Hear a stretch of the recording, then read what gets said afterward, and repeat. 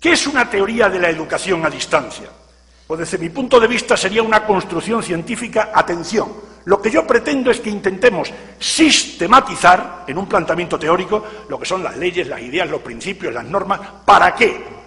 Pues, en un primer lugar, para describir, dando un paso más para explicar, eso es teoría, dando un paso más para comprender, eso es teoría, también para predecir y, cómo no, para que nos sirvan para la intervención en el ámbito, intervención pedagógica, en el ámbito de la educación a distancia. Así cerraríamos el círculo de unas consistentes soportes, unos consistentes principios que nos hiciesen que las prácticas pudieran ser mucho más exitosas. Entonces ya, en esa explicación de lo que sería la educación a distancia, yo la entiendo, y ya me la habrán leído ustedes o me la habrán escuchado en alguna de las exposiciones que vengo haciendo, que desde mi punto de vista se trata de un diálogo. La base es el diálogo.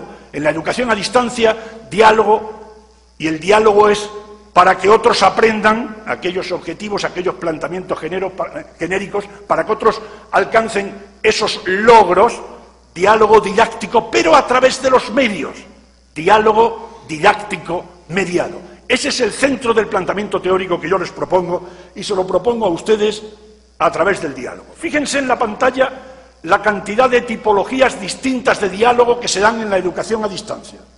Podemos hablar de diálogos simulados, aquel que hace el estudiante consigo mismo y con los materiales que le interpelan, que le interrogan. Diálogo real, aquel que se hace con otros desde una perspectiva presencial, desde un teléfono, desde un chat, desde un correo electrónico. Es un diálogo real, que no es simulado.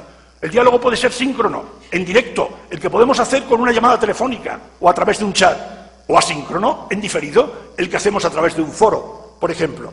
El diálogo puede ser unidireccional, docente-alumno, en una sola dirección, o multidireccional, el docente con el alumno o con los alumnos y viceversa.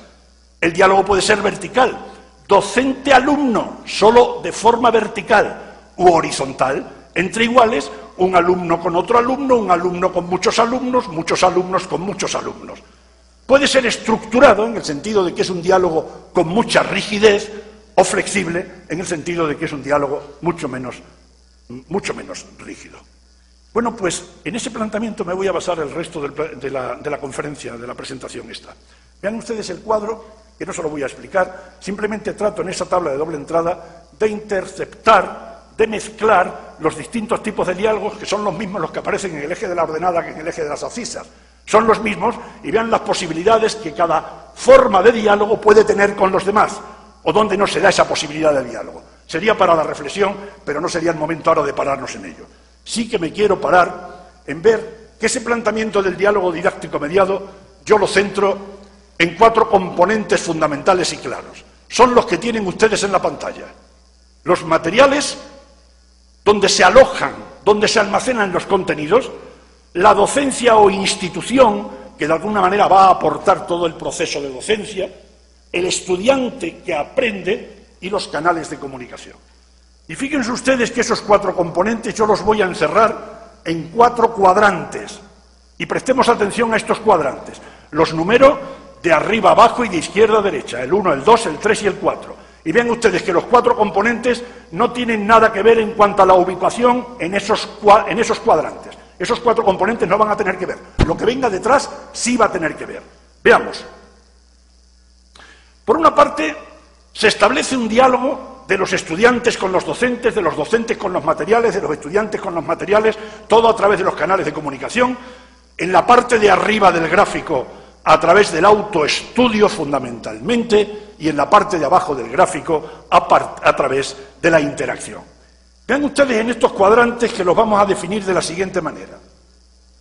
Los cuadrantes 1 y 3, la parte mitad del gráfico de arriba, ahí se estará dando en educación a distancia un diálogo simulado, asíncrono, vertical, unidireccional y estructurado. Y en la parte de abajo, cuadrantes 2 y 4, se va a dar un diálogo real, síncrono, asíncrono, vertical, horizontal, multidireccional y flexible. Más los cuadrantes 1 y 2, los dos de la izquierda, van a suponer una educación a distancia de corte más convencional, educación a distancia más tradicional.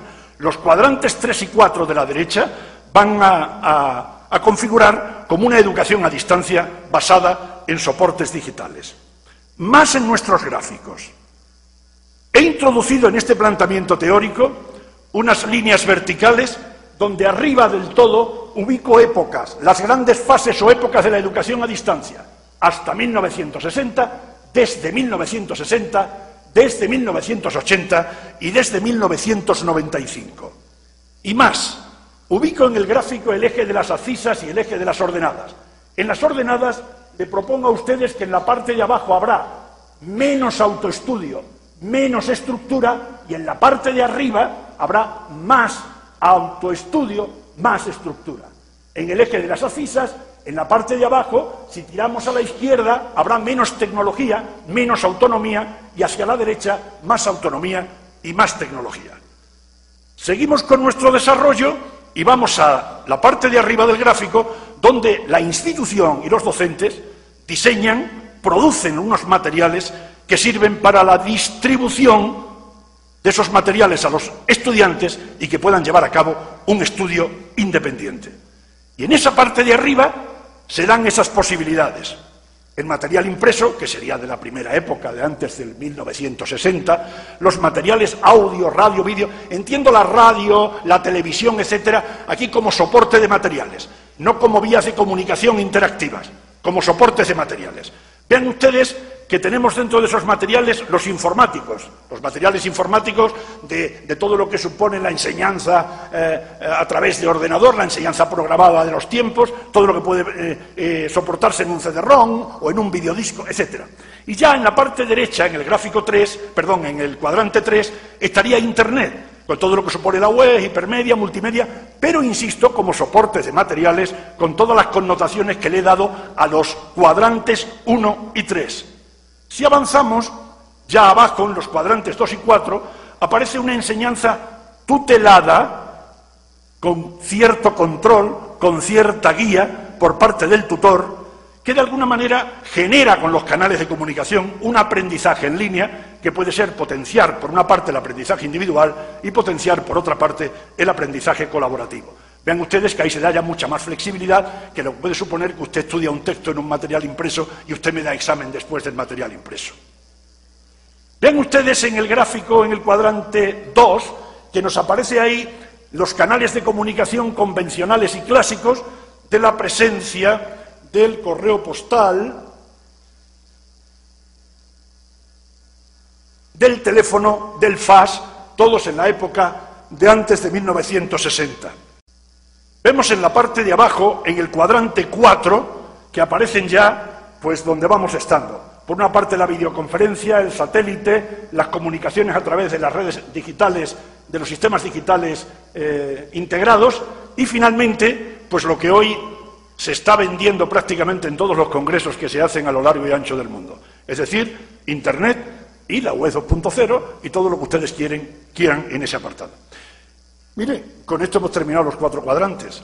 Y ahí tienen ustedes todo el planteamiento básico que yo les he querido hacer de una sistematización que a través de eso están apareciendo interacciones, interrelaciones, concatenaciones de unos planteamientos con otros, de unos procesos con otros, para darnos pie a desarrollos posteriores que nos puedan llevar realmente a una educación a distancia con unas bases teóricas sólidas que nos animen a que las prácticas puedan ser mucho mejores. Las teorías, mis queridas amigas y amigos, refuerzan y acreditan la toma de decisiones.